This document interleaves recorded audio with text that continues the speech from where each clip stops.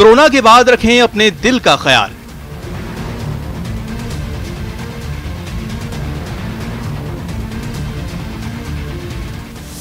कोविड-19 की वजह से दिल की धड़कन अनियमित होने की शिकायतें।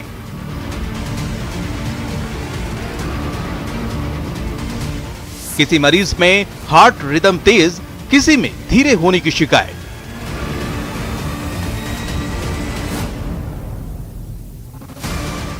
जानलेवा एरिथमिया को कोरोना कर सकता है ट्रिगर।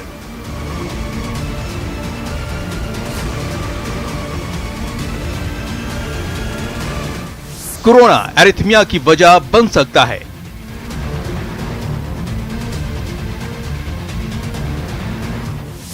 हार्ट बीट बढ़ने पर कुछ बीट स्किप हो सकती है।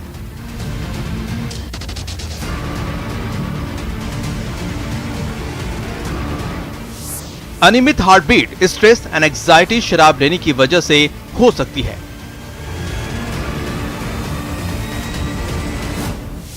एरिथमिया का प्रभाव भी अलग अलग होता है।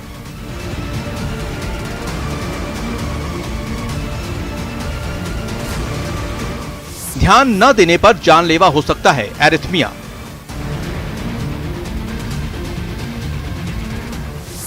अपनी हार्ट बीट को ठीक से समझें, नहीं तो जान पर बन सकती है।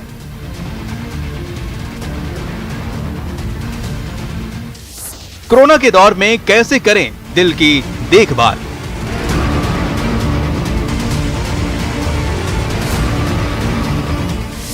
कोरोना काल में दिल की ताल।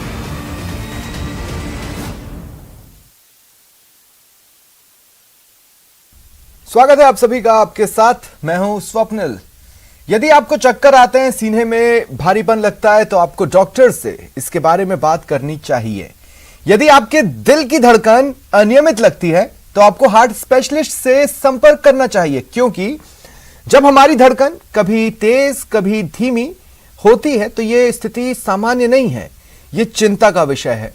दिल का तेज तेज धड़कना शायरों के लिए तो अच्छे शब्द हो सकते हैं, लेकिन मेडिकल साइंस में यह एक बीमारी है। इसी तरह दिल का धीरे धड़कना भी बीमारी है। एरिथमिया ये एक मेडिकल टर्म है बीमारी का। कोरोना भी एरिथमिया की वजह बन सकता है। कोरोना के इस दौर में दिल की देखभाल करना बहुत जरूरी है। क्या होता है एरिथमिया, इसी विषय पर चर्चा करने के लिए हमारे साथ दो हार्ट स्पेशलिस्ट हैं जिनसे हम बातचीत करेंगे। क्या कर सकते हैं, क्या नहीं किया जाना चाहिए, इन तमाम चीजों पर बातचीत करेंगे।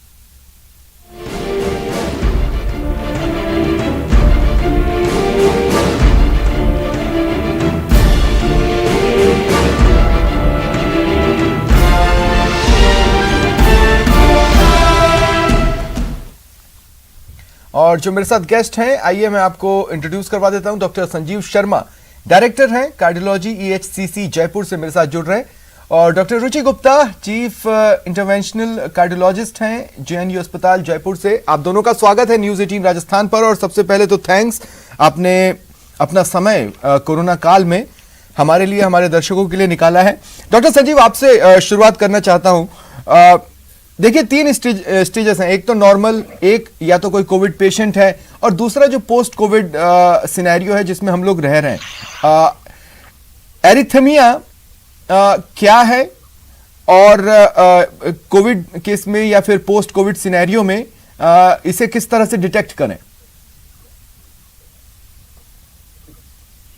देखिए, नमस्कार जो टीवी 18 के जितने भी दर्शक हैं। देखिए, अरिथमिया जो आपने टर्म बताई, अरिथमिया वो टर्म है जो कि बताती है कि दिल की धड़कन जो सामान्य तौर पे हमारी 60 से 90 के बीच में होती है, और जब वो धड़कन आपकी 90 या 100 से ऊपर हो जाए तो उसको टैकीअरिथमिया, टैकीकार्डिया कहते हैं, और जब वो हार्ट रेट 60 से नीचे जाए तो उसको ब्रेडी कहते हैं। तो अरिथमिया मतलब जो हार्ट की जो धड़कन है जो नियमित रूप से 60 से 90 के बीच में चलती है, जब वो एक लिमिट से ज्यादा तेज हो जाए या उससे कम हो जाए, 60 से कम हो जाए तो ब्रेडी, और 90-100 से ऊपर हो जाए तो टैकी। इसके अलावा जो धड़कन थोड़ी इरेगुलर होती है, कि कुछ बोलते हैं मिस्ड बीट हुई, धड़कन एकदम रेगुलर इंटरवल पे आते हुए बीच बीच में मिस हो जाना, तो वो भी मिस्ड बीट जो है उसको भी आप एरिथमिया सब लोग समझते हैं। अब ये जो कोरोना काल में जो धड़कन के जो मरीज जो बता रहे हैं धड़कन की जो तकलीफ है, धड़कन तेज है या धड़कन लो है, उसमें दो अलग अलग तरीके हैं, आप समझेंगे। एक तो ये कि थोड़ा साइकोलॉजिकल कंपोनेंट है। साइकोलॉजिकल कंपोनेंट होने की वजह से वो एंजाइटी या तनावग्रस्त है और उनके ध्यान में ये है कि उनको कोरोना हो गया तो पता नहीं क्या हो जाएगा, तो उसकी वजह से जो धड़कन है वो एंजाइटी या स्ट्रेस से धड़कन बढ़ रही है, जिसको फिजियोलॉजिकल आप टैकीकार्डिया भी कह सकते हैं। और दूसरा जो इस कोरोना काल में जैसे कोविड पेशेंट्स हैं उनको सपोज फीवर हो गया, जो बुखार के दौरान जो धड़कन जो बढ़ती है वो रिएक्शनरी टैकीकार्डिया, वो फिजियोलॉजिकल है, वो पैथोलॉजिकल नहीं है, वो कोई चिंता की बात नहीं है। जैसे बुखार ठीक होगा धड़कन वापस से धीरे धीरे कम हो जाएगी। और ऐसे ही जैसे एंजाइटी वाला है जो कंपोनेंट, वो भी अगर आप थोड़ा सा उनको रिएश्योर करेंगे, रिलैक्स होंगे, तो धड़कन धीरे धीरे कम हो जाएगी। और दूसरा जो होता है फिजियोलॉजिकल के अलावा पैथोलॉजिकल जो है अरिथमिया, वो दो तरीके, जैसे धड़कन का तेज होना और धड़कन का कम भी होना, और ये कोरोना से दोनों ही तरह की देखने में आ रहे हैं। कोरोना की वजह से जैसे पूरे शरीर में इन्फ्लेमेशन रिएक्शन जो होता है और कई बार हार्ट से इन्वॉल्वमेंट भी होता है, धड़कन तेज हो जाती है, 120 हार्ट रेट होगी, 130 हार्ट रेट होगी, लंग्स में जो ऑक्सीजन लेवल मेंटेन नहीं हो रहा तो उसकी वजह से भी रिएक्शनरी टैकीकार्डिया होता है, वो धड़कन 130 140 से ज्यादा भी आती है। तो उसमें जैसे ही जो कोरोना का जो इन्वॉल्वमेंट है या इन्फ्लेमेशन है वो धीरे धीरे जैसे रिकवर करता है तो धड़कन धीरे धीरे समय के साथ में कम हो जाती है। अब जो दूसरा है धड़कन कम होना, वो भी कोरोना के कुछ पेशेंट में देखा गया है, लेकिन वो कम है एज कंपेयर टू टैकीकार्डिया। जो धड़कन तेज होना ज्यादा कॉमन है बजाय कि धड़कन कम होना, लेकिन धड़कन कम होने के केसेस भी हैं और उसका भी इफेक्ट ये है कि वो हृदय पे थोड़ा सा उसका इन्वॉल्वमेंट, उससे कई बार कंडक्शन सिस्टम जो धड़कन बनती है और आगे चलती है उसमें भी थोड़ा सूजन आ रही है, उसकी वजह से धड़कन कई बार कम हो जाती है। ये दोनों तरह की धड़कन तेज या कम समय के साथ साथ में जैसे ही कोरोना का पूरा ट्रीटमेंट होता है यूजुअली रिकवर हो जाती है। ठीक है। और अगर रिकवर नहीं होती है तो फिर हम कार्डियक इवैल्यूएशन करते हैं और फिर उसका ट्रीटमेंट देते हैं। ठीक है। डॉक्टर रुचि गुप्ता, देखिए बहुत सी बातें अर्बन सेक्टर समझ लेता है और बहुत सी बातें रूरल सेक्टर को बहुत समझाओ तो भी वो नहीं समझ पाते। मैं उस लिहाज से आपके पास आ रहा हूं। मैं ये कह रहा हूं कि देखिए डे टू डे लाइफ में अब अगर कोई गांव का व्यक्ति है, साइकिल चलाकर दूध देने ही निकला है, तो वो साइकिल चलाएगा तो हो सकता है उसकी हार्ट बीट्स तेज हो जाएं, या हम डे टू डे लाइफ में सीढ़ियां चढ़ रहे हैं उतर रहे हैं तो धड़कन तेज हो सकती है। लेकिन एक कोई चीज खतरनाक स्तर पर पहुंच गई या अब उसे नेग्लेक्ट नहीं करना है, तो वो कौन कौन से सिम्टम्स होंगे अर्बन लाइफ में और रूरल लाइफ में? बहुत अच्छा सवाल पूछा आपने। सबसे पहले तो मैं धन्यवाद करना चाहूंगी ईटीवी का ये प्लेटफॉर्म देने के लिए, ताकि मैं ये बात सब तक पहुंचा सकूं। तो आपका सवाल ये है कि जो धड़कन की एबनॉर्मलिटी है, मतलब एरिथमिया है, वो अर्बन पॉपुलेशन में किन किन सिनेरियोज में हो सकती है और रूरल पॉपुलेशंस में किन किन सिनेरियो में हो सकती है और उसे कैसे टैकल करें। तो देखिए, कुछ धड़कन की एबनॉर्मलिटीज यंग एज पे होती हैं, जैसे पीएसवीटी होता है, कोई एबरेंट कंडक्शन है, कोई पाथवे बने हुए जो जन्म से हैं और इस एज में डिटेक्ट हो रहे हैं। तो अगर किसी को कभी भी धड़कन इस हद तक तेज या कम हो कि उसको आंखों के आगे अंधेरा आए, ब्लैकआउट जैसा महसूस हो, चक्कर खा के मरीज गिर जाए या कुछ टाइम तक बेहोश रहे, ये कुछ रेड अलार्म्स हैं। अगर इनमें से कुछ भी हुआ है तो हमें उस धड़कन की इवैल्यूएशन करवाना ही है। अगर कभी भी धड़कन चलने पे बढ़ रही है, या जैसे आप बता रहे थे कि साइकिल चला रहे हैं लोग, दूध वाले हैं, दूध देने के लिए जा रहे हैं, उनकी धड़कन बढ़ रही है, तो उनको अपने सेम एज ग्रुप के सेम काम करने वाले लोगों से कंपेयर करना है। जैसे कोई 20 साल का अगर युवक है, वो 4 किलोमीटर साइकिल रोज चला रहा है और उसकी धड़कन नहीं बढ़ रही, उसी के साथ सिमिलर एज ग्रुप के दूसरे व्यक्ति की धड़कन बहुत तेज हो जा रही है, तो वो एक एबनॉर्मैलिटी है। वो बहुत ज्यादा वजन ज्यादा होने की वजह से भी हो सकती है, अंदर कोई हार्ट में किसी नस की रुकावट की वजह से भी ये लक्षण आ सकते हैं, या फिर उनको कोई कॉन्जेनाइटल हार्ट डिजीज की वजह से भी हो सकता है। तो उस केस में उसको इवैल्यूएशन की जरूरत पड़ेगी। सिमिलरली अर्बन पॉपुलेशन के बारे में अगर हम बात करते हैं, तो यंग एज में भी हो सकती है धड़कन की प्रॉब्लम और ओल्ड एज में भी हो सकती है। अमूमन 70 साल की उम्र के बाद कुछ धड़कन एबनॉर्मैलिटीज हैं जो विद एज बढ़ती हैं, जिसको हम एट्रियल फिब्रिलेशन बोलते हैं। बहुत सारे लोगों में साइलेंट रहती है, हमें कुछ भी मालूम नहीं चलता। लेकिन बहुत सारे पेशेंट्स हमारे पास ये लक्षण लेकर आते हैं कि उनकी धड़कन अचानक से तेज हो जाती है, अचानक से धीमी हो जाती है। ऐसे पेशेंट्स में अगर हमें ये एट्रियल फिब्रिलेशन मिलता है, बीपी अगर उसका स्टेबल भी है, तो भी इस धड़कन की वजह से खून गाढ़ा होकर उसके निकलने से दिमाग में स्ट्रोक लगने का, लकवा लगने का रिस्क रहता है। तो उसको भी कंप्लीट इवैल्यूएशन की जरूरत रहती है। तो मेनली अर्बन पॉपुलेशन में हम congenital heart diseases rule out करें, ओल्ड एज से होने वाले इरिथमियाज रूल आउट करें। 40 से 60 साल की उम्र में अगर कोई व्यक्ति है तो हम ये वेट करें कि उसको कहीं हार्ट की नसों में रुकावट तो नहीं है, जिसके लक्षण छाती में दर्द नहीं आ रहे लेकिन धड़कन की प्रॉब्लम से आ रहे हैं। और ओल्ड एज का मैंने आपको बता ही दिया। और अगर रूरल पॉपुलेशन में ये सब कुछ हो रहा है तो पहले वो अपने एज ग्रुप वाले लोगों से कंपेयर कर लें। अगर उन्हीं की एज ग्रुप वाले लोग सही हैं तो ठीक है, अदरवाइज वो इवैल्यूएट करवाएं। ठीक है। अब देखिए, कुछ चीजों में तो धड़कन अपने आप तेज होती है। रात में एक बुरा सपना देख लीजिए, एकाएक जब नींद टूटती है तो लगता है कि धड़कन बहुत तेज धाड़ धाड़ करके छाती में से बज रही है, दिल बज रहा है। लेकिन एक सिनेरियो जिस पर मैं बात करना चाहता हूं डॉक्टर संजीव, पिक्चरों में जैसे फिल्मों में होता है, हमने देखा है कि कई बार किसी पेशेंट को लेकर डॉक्टर के पास पहुंचे और डॉक्टर ने एक तकाजा जवाब दिया कि अगर आप 2 मिनट पहले ले आते तो पेशेंट बच जाता। मैं कहना यह चाहता हूं कि डिटेक्ट करते ही तुरंत अगर हम डॉक्टर के और निकले भी तो इनिशियली हम क्या कर सकते हैं ताकि डॉक्टर तक पहुंचे?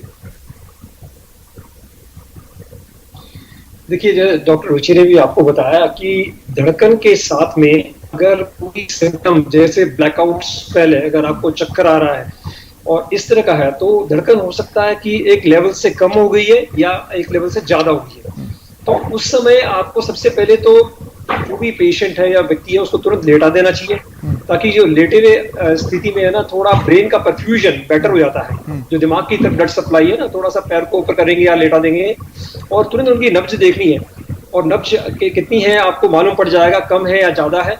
और फिर आपको जो भी नियरेस्ट मेडिकल सेंटर है, मेडिकल फैसिलिटी है, उस पर संपर्क करना चाहिए और उनको रश करना चाहिए। क्योंकि धड़कन अगर कम हुई है तो उसके लिए हमारे को उसका टेम्परेरी पेसमेकर जो कि बहुत 5-7 मिनट के अंदर ही डाला जा सकता है धड़कन को एकदम से नॉर्मल करने के लिए। और धड़कन काफी ज्यादा है तो उसमें भी धड़कन अलग अलग तरह की होती है। जैसे सुप्रावेंट्रिकुलर टैकिकार्डिया है तो ईसीजी करते ही मालूम पड़ जाता है, उसके लिए हम जस्ट एक इंजेक्शन देते हैं और रिवर्ट हो जाता है। कई बार वेगल मैनूवर्स भी हैं जिसमें हम कैरोटिड मसाज करते हैं, आई बॉल प्रेशर करते हैं, तो इन सब चीजों से भी धड़कन ब्रेक हो जाती है। लेकिन अगर कुछ व्यक्ति जो कि हार्ट की बीमारी से पीड़ित है, हार्ट की पंपिंग जिनकी कमजोर है, उनमें धड़कन जो होती है वो वेंट्रिकुलर टैकिरिथमियाज होते हैं जो कि बहुत ज्यादा लाइफ थ्रेटनिंग होते हैं और जानलेवा होते हैं। तो ऐसे में बीपी फॉल हो गया है, उनको चक्कर आया है, धड़कन को आपने तुरंत चेक कर लिया डॉक्टर ने ईसीजी करके, तो ऐसे में तुरंत शॉक करके, जिसको आप देखते भी हैं कि एडीज जो कि आपको एयरपोर्ट पे और सारी पब्लिक फैसिलिटी में पूरे वर्ल्ड में अवेलेबल है। एक बहुत साधारण शब्दों का सवाल पूछ रहा हूँ। जैसे मान लीजिए बुखार ही आने वाला है तो शरीर थोड़ा सा टूटता सा महसूस होता है या इस तरह से चीजें महसूस होती हैं। अब हर कोई हार्ट बीट नाप ही ले, इस बात की हम गारंटी नहीं ले सकते, और ऐसे में परिवार वाले भी उस बात को प्रेडिक्ट कर पा रहे हैं या नहीं कर पा रहे हैं। तो वो इनिशियल बेसिक सिम्टम जैसे पसीने का आना और दिल की धड़कन सुनाई देने लगना टाइप कुछ है, या फिर हमें जो अब तक आपने बताया उसी के भरोसे पे रहना है सर? इसमें क्या है कि जैसे सबसे इंपॉर्टेंट तो अगर पेशेंट अगर कॉन्शियस है तो तुरंत बताया कि मैं एकदम सामान्य था और एकदम से मेरी धड़कन, देखो एकदम धड़कन तेज बीट होते हुई, जैसे पैल्पिटेशन आप बोलते हैं, धक धक धक करना एकदम से उनको महसूस होने लगा, और उसी के साथ में मेरे को कमजोरी आ रही है, पसीना आ रहा है और चक्कर से आ रहे हैं, तो वो इस बात का सूचक है कि अपने को तुरंत मेडिकल अटेंशन, मेडिकल एडवाइस लेनी चाहिए, तुरंत ईसीजी करवाना चाहिए। और इसमें अगर फैमिली या जो भी आपके जो जिनके साथ में है, आप अपने ऑफिस में कोवर्कर के साथ में है, तो तुरंत उनको नियरेस्ट मेडिकल फैसिलिटी जाके ईसीजी के द्वारा हम इस चीज को डॉक्यूमेंट कर सकते हैं कि धड़कन है वो किस तरह की है, सामान्य तौर पे जो धड़कन है वो है या वो पैथोलॉजिकल धड़कन है, और उसका बेहतर से बेहतर इलाज कर सके। और ये प्रिवेंटेबल है, काफी पेशेंट्स इसके मतलब इजीली आप सेव कर सकते हो, कोई चिंता की बात नहीं है। ठीक है डॉक्टर रुचि, देखिए इनिशियल हर्डल होता है कि अपने आप को डॉक्टर के पास ले जाने के लिए अपने आप को ही राजी कर लेना, क्योंकि होता ये है कि यार थोड़ा गड़बड़ तो लग रहा है, लेकिन अगर डॉक्टर के पास जाएंगे तो हो सकता है वो ये चीजें खाना पीना बंद कर दें, या हमारी डे टू डे लाइफ में बदलाव आ जाएगा। तो एक इनिशियल हर्डल तो यही होता है कि अपने आप से लड़के हम डॉक्टर तक जाएं। मैं ये पूछना चाहता हूं कि किन चीजों को इमीडिएटली अवॉइड कर देना है और वो कौन सी चीजें होंगी जो बाद में हमें अवॉइड करनी पड़ेंगी। देखिए, जो अवॉइडेंस की बात है वो एक्चुअली डिपेंड करेगा कि किस वजह से धड़कन की प्रॉब्लम हो रही है। मोटा मोटा अगर हम ये देखें तो जो यंग एज में धड़कन की प्रॉब्लम हो रही है, अगर हमें पहले कोई हार्ट अटैक नहीं आया है, हमें सांस की प्रॉब्लम नहीं है, तो हम ये मान के चलें चलो हमारा हार्ट नॉर्मल फंक्शन करता है, इजेक्शन फ्रैक्शन उसका नॉर्मल है, तो या तो एंजाइटी से धड़कन होती है, या हमें पीएसवीटी जो मैंने आपको बताया था एबरेंट कंडक्शन से होता है, या फिर हमारे को कुछ खाने के पदार्थ ऐसे होते हैं जिनसे प्रेसिपिटेट होकर धड़कन बढ़ जाती है, तो एटलीस्ट हम उन्हें अवॉइड करना शुरू करें। जैसे लैक ऑफ स्लीप से बहुत लोगों को धड़कन बढ़ती है, नींद नहीं आई तो अगले दिन उनको धड़कन तेज मिलेगी। कई लोगों को चाय कॉफी के सेवन से एकदम से धड़कन बढ़ जाती है, सिगरेट स्मोकिंग से बढ़ती है, टोमेटो केचप से भी बढ़ती है। तो ये कुछ ऐसे प्रेसिपिटेटिंग फैक्टर्स हैं जिनसे धड़कन तेज हो सकती है, अगर आपको एंजाइटी है तो भी, और अगर आपको कोई एरिथमिया है तो भी इन चीजों से प्रेसिपिटेट होता है। लेकिन तो अगर कोई कोविड पेशेंट है मैम, तो ऑब्वियसली ये अपने वर्स्ट फॉर्म में अटैक करेगा क्योंकि इम्यूनिटी उस वक्त हमारी सबसे लो होती है। उस केस में ये कितना खतरनाक है? और दूसरा ये कि अगर पोस्ट कोविड जब सिनेरियो में कोई व्यक्ति है और वो इस तरह के सिम्टम्स महसूस कर रहा है, तो उसके लिए ये कितना खतरनाक है? देखिए, अगर कोविड सिनेरियो में पेशेंट को ऐसा हो रहा है तो जनरली जिन पेशेंट्स को कोविड के सिनेरियो में रिदम की प्रॉब्लम हो रही है, मैं मान के चल रही हूँ उनको मॉडरेट या सीवियर डिजीज है और वो हॉस्पिटलाइज होंगे। फिर भी अगर कुछ ऐसे पेशेंट्स हैं जो हॉस्पिटलाइज नहीं है, घर पे ऑक्सीजन मॉनिटरिंग हो रही है, उनकी सैचुरेशन नॉर्मल चल रही है और धड़कन तेज हो रही है, तो एक कॉम्पोनेंट एंजाइटी है। दूसरा कॉम्पोनेंट ये है कि जब भी हमको ब्रीदिंग के लिए ज्यादा एफर्ट करने पड़ रहे हैं या हमारी ब्लड को, पूरे शरीर को ऑक्सीजन पहुंचाने के लिए ज्यादा एफर्ट करने पड़ रहे हैं, तो थोड़ी धड़कन रहेगी। तो वो उसके लिए परेशान नहीं हो, जो तत्व मैंने बताए उनको अवॉइड करें ताकि एटलीस्ट उनसे एड ऑन धड़कन की प्रॉब्लम नहीं बढ़े। लेकिन इसी तरीके से जो पेशेंट पोस्ट कोविड हैं, अगर उनको हाई डोज स्टेरॉइड चला है पहले बीमारी से बाहर निकालने के लिए, या अभी भी उनके लंग्स में पोस्ट कोविड इन्फ्लेमेशन है, वैसे वो कोविड नेगेटिव आ गए हैं लेकिन अभी भी उनको रेस्पिरेटरी एक्सरसाइजेस बताई जा रही हैं, या थोड़ा सा चलने पे ब्रीदिंग की प्रॉब्लम बढ़ जाती है, तो उनको भी ये सब चीजें अवॉइड करनी है। एक चीज मैं यहाँ पे कहना चाहूंगी कि बिना अपने डॉक्टर से पूछे धड़कन कम करने के लिए नींद की दवाई, टेंशन की दवाई ना लें, क्योंकि जिन मरीजों को कोविड अभी हुआ है, होके ठीक हो गए हैं, उनके अगर लंग्स में कोई भी प्रॉब्लम है, ब्रीदिंग डिफिकल्टी ऑलरेडी उनको है, ऐसे में अगर वो एंजाइटी कम करने के लिए कोई भी दवाई लेते हैं तो सांस पे असर आ सकता है और प्रॉब्लम बढ़ सकती है, डिट्यूरेशन हो सकती है उनके लक्षणों में, तो उसको अवॉइड करेंगे। लेकिन मोटे तौर पे डॉक्टर संजीव, देखिए अब तक जितनी भी बातचीत मैंने की, एंजाइटी शब्द का बार बार आना या धड़कन का तेज हो जाना, क्या ये डिफिकल्ट नहीं होता कि वैसे तो बहुत से लोग हैं जो अभी इस लेवल तक एडुकेटेड नहीं हुए हैं कि वो मेंटल कंडीशन को एक बीमारी समझकर ट्रीटमेंट कराएं। उन्हें लगता है कि साइकियाट्रिस्ट या साइकोलॉजिस्ट के पास जाएंगे तो हम पागल हैं क्या जो उनके पास जाएंगे। इस लेवल की एजुकेशन के दौरान एंजाइटी जैसे शब्द उनके लिए बहुत भारी हो जाते हैं। मैं ये कह रहा हूं कि वो कंडीशन साइकियाट्रिक या साइकोलॉजिकल ट्रीटमेंट नहीं मांग रही है, बल्कि एरिथमिया की ट्रीटमेंट मांग रही है। इससे डिफरेंशिएट कर पाना एडुकेटेड लोगों के लिए भी थोड़ा सा डिफिकल्ट तो होगा। मेरे खुद के एक कलीग हैं जो एंजाइटी के शिकार हैं। अब जैसे आपने अभी तक जितना बताया उसके हिसाब से मैं ये नहीं समझ पाया हूं कि बेसिकली वो लिटरली वो एंजाइटी का ही पेशेंट है या फिर वो एरिथमिया की ओर बढ़ रहा है। मैं खुद डिफरेंशिएट नहीं कर पाया हूं अब तक की बातचीत में। इसमें सबसे जो इम्पोर्टेंट बात है कि जो एंजाइटी और स्ट्रेस है ना, ये 60 to 70% पॉपुलेशन को वैसे ही है पूरे वर्ल्ड में। मतलब ये कोई एबनॉर्मलिटी नहीं है, इसको कोई बीमारी या साइकियाट्रिस्ट का कंसल्टेशन की जरूरत नहीं है, लेकिन जरूर साइकोलॉजिकल काउंसलिंग, जो हमारे हिंदुस्तान में साइकोलॉजिस्ट नहीं है, सब लोग सोचते हैं साइकियाट्रिस्ट या पागल के डॉक्टर के पास में जाएंगे और एक लेवल हो जाएगा, तो वो एक गलत चीज है। उसकी बजाय आप साइकोलॉजिस्ट भी होने चाहिए, साइकोलॉजिस्ट है लेकिन उतने नहीं है, जो कि काउंसलिंग के द्वारा ये पहचान लेते हैं कि एंजाइटी या तो स्ट्रेस का रीजन क्या है और उसके रूट कॉज पे जाकर के अगर अपन काम करें तो उस एंजाइटी से बचा जा सकता है। और जब एंजाइटी से बचोगे तो एंजाइटी से रिलेटेड जो टैकिकार्डिया है, धड़कन बढ़ना और हाथों में पसीना आना और इस तरह की जो फीलिंग होना एकदम, तो वो सब चीजें काफी हद तक काबू में आ सकती हैं। तो काफी आप ये मान लीजिए कि जनरल पॉपुलेशन में एंजाइटी स्ट्रेस बहुत प्रेवलेंट है। अभी तो ये कोविड को लेकर ही काफी लोगों में एंजाइटी रही है और धड़कन उनकी काफी बढ़ती रही है। अभी एक चीज मैं बताना चाहूंगा कि जो एप्पल वॉच है, इतने सारे पेशेंट हैं जो कि एप्पल वॉच पहनते हैं और वो सिर्फ इस बात की हमारी धड़कन बढ़ी हुई है, एप्पल वॉच हमेशा बीप देता है, एक लेवल क्रॉस करता है और वो लोग बोलते हैं धड़कन बढ़ जाती है। और बाद में एक हमारा डिवाइस होता है जिसको हम होल्टर मॉनिटरिंग और जो लंबे समय के लिए करते हैं उसको ELR कहते हैं। उससे क्या है कि हम डिवाइस अटैच करके पेशेंट को घर भेज देते हैं और वो 24 घंटे वो रिकॉर्डिंग करती है। आप सो रहे हैं तब भी, आप फिजिकली एक्टिव तब भी, और आप खेल रहे हैं, खा रहे हैं, तो उससे धड़कन का वेरिएशन मालूम पड़ जाता है कि ये धड़कन ये सामान्य धड़कन है या फिर कोई एबनॉर्मल धड़कन है, वो उससे डायग्नोज होता है। लेकिन आमतौर पे जो एंजाइटी या जो स्ट्रेस से रिलेटेड जो धड़कन है वो काफी कॉमन है, उसको एबनॉर्मल मत मानिए। और उसके लिए ये भी मत मानिए कि अगर आपको लगता है कि साइकेट्रिक कंसल्टेशन की आवश्यकता लिमिटेड लोगों में ही पड़ती है, इवन सिंपल काउंसलिंग जो साइकोलॉजिस्ट होते हैं या फिर साइकेट्रिस्ट जो कि आप एंजाइटी को समझ सकते हैं, आपसे 5-7 मिनट बात भी करेंगे तो क्लियर हो जाएगा कि ये इसके लिए कोई दवा की जरूरत नहीं है। और उससे अपने लाइफस्टाइल में परिवर्तन लाके रूटीन फिजिकल एक्टिविटी या डीप ब्रीथिंग एक्सरसाइज करें, प्राणायाम करें, दिमाग को शांत करें, तो ये एंजाइटी काफी हद तक वैसे ही रिजॉल्व हो जाती है।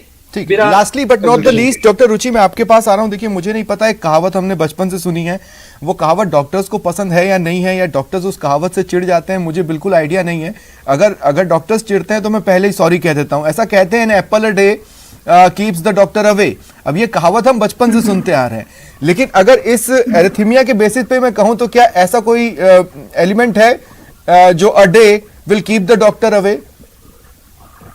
देखिए, एप्पल का तो एक बहाना है, पर मैं ये जरूर कहूंगी कि अगर हमारा लाइफस्टाइल अच्छा है, लाइफस्टाइल के कंपोनेंट्स में एडिक्वेट स्लीप आती है, प्रॉपर डाइट आती है, प्रॉपर एक्सरसाइज आती है, और अपने आप को मेंटली हेल्दी रखने के लिए मेडिटेशन, योगा, प्राणायाम, जो भी चीजें आप अपने को डिस्ट्रेस करने के लिए यूज करें वो आती हैं।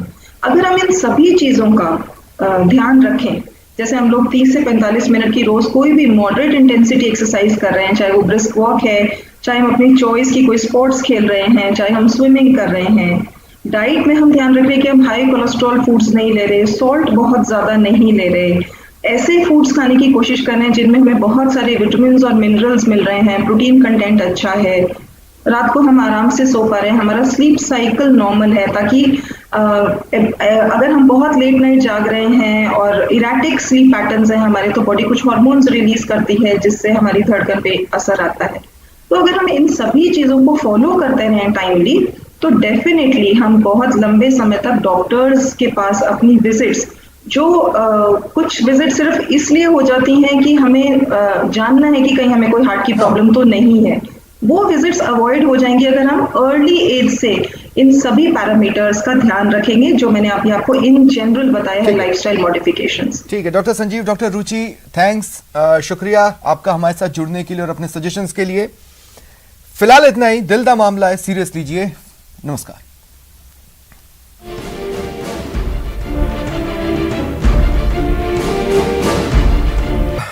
कुछ जरूरी खबरें हैं, बात करेंगे अक्सर अपने बयानों के कारण सुर्खियों में रहने वाले कांग्रेस नेता दिग्विजय सिंह की, जो एक बार फिर बीजेपी के निशाने पर आए हैं। दरअसल क्लब हाउस चैट के दौरान आरोप है कि दिग्विजय सिंह ने कथित तौर पर कहा कि अगर कांग्रेस सत्ता में आती है तो जम्मू कश्मीर में आर्टिकल 370 को फिर से बहाल करने पर विचार करेंगे। दावा किया जा रहा है इस चैट में एक पाकिस्तानी पत्रकार भी मौजूद था। वहीं बीजेपी नेता अमित मालवीया ने क्लब हाउस चैट का एक हिस्सा ट्विटर पर शेयर कर दिग्विजय सिंह को निशाने पर लिया। अमित मालवीया ने अपने ट्वीट में लिखा, क्लब हाउस चैट में राहुल गांधी के शीर्ष सहयोगी दिग्विजय सिंह एक पाकिस्तानी पत्रकार से कहते हैं कि अगर कांग्रेस सत्ता में आती है तो वे अनुच्छेद 370 को पर जो कुछ भी हुआ है उस पर पुनर्विचार करेंगे। वास्तव में यही तो पाकिस्तान चाहता है। इस क्लब हाउस चैट लीक होने के बाद दिग्विजय सिंह बीजेपी नेताओं के निशाने पर हैं। केंद्रीय मंत्री गिरिराज सिंह ने वायरल चैट ट्वीट करते हुए कहा, कांग्रेस का पहला प्यार पाकिस्तान है। दिग्विजय सिंह ने राहुल गांधी का संदेश पाकिस्तान तक पहुंचाया है। कांग्रेस कश्मीर को हथियाने में पाकिस्तान की मदद करेगी।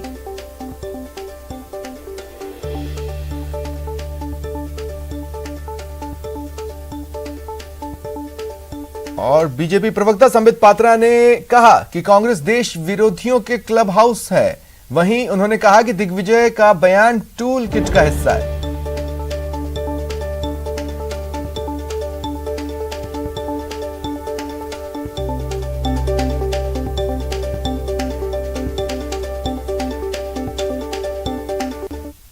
क्लब हाउस में दिग्विजय सिंह जो कांग्रेस पार्टी के दिग्गज नेता हैं, वो किस प्रकार से बाहर भारत के खिलाफ जहर उगल रहे हैं और किस प्रकार पाकिस्तान के साथ हां में हां मिला रहे हैं, वो हम सब ने आज टीवी चैनलों के माध्यम से सुबह से देखा हुआ है। बंधुगण, इस क्लब हाउस में हम देखते हैं कि पाकिस्तान का एक पत्रकार, पाकिस्तान का एक जर्नलिस्ट किस प्रकार से मोदी जी के हटने के बाद भारत की सत्ता क्या होगा, भारत के सत्ता का पॉलिसी कैसा होगा, कश्मीर पॉलिसी कैसा होगा, इस पर सवाल पूछता। दिग्विजय सिंह जी ओबलाइज करते हैं और उत्तर देते हैं कि अगर मोदी जी हट जाते हैं सत्ता से तो जो कश्मीर पॉलिसी होगी उसके अंतर्गत कांग्रेस की जो सरकार आएगी वो आर्टिकल 370 को फिर से रिवोक कर देगी, अर्थात आर्टिकल 370 को 370 को जम्मू कश्मीर में पुनः स्थापित करेगी। और सुधांशु त्रिवेदी ने ट्वीट किया, उन्होंने दिग्विजय पर निशाना साधा।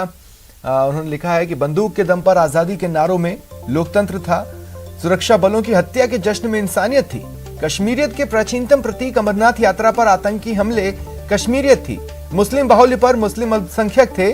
इसी सोच ने कांग्रेस को दिग्पराजय तक पहुंचाया, पर दिल है कि मानता नहीं।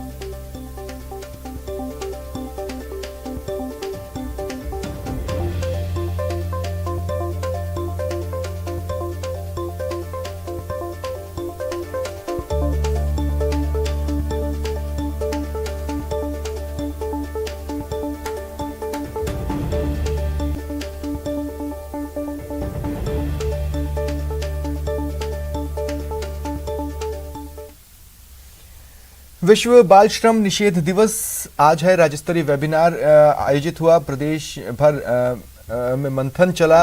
इस वेबिनार के जरिए मुख्यमंत्री कोरोना बाल कल्याण योजना का भी ऐलान इस दौरान हुआ है।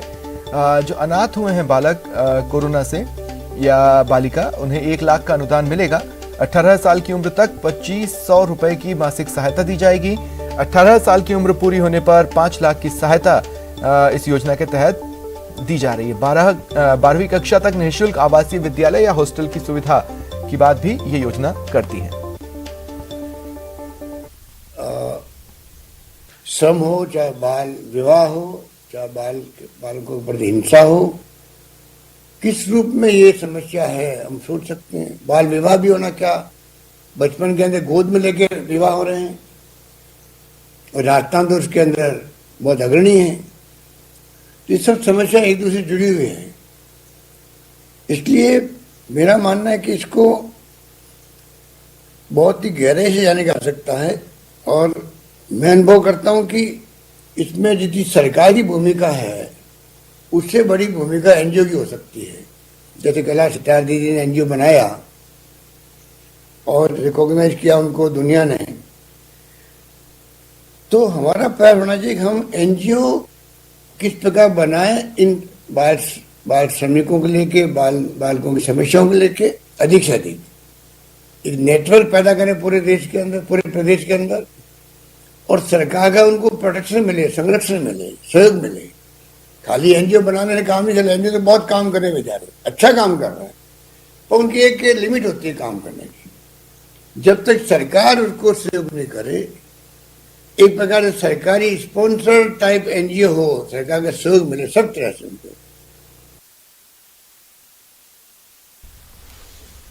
चलिए फिलहाल इतना ही, नमस्कार।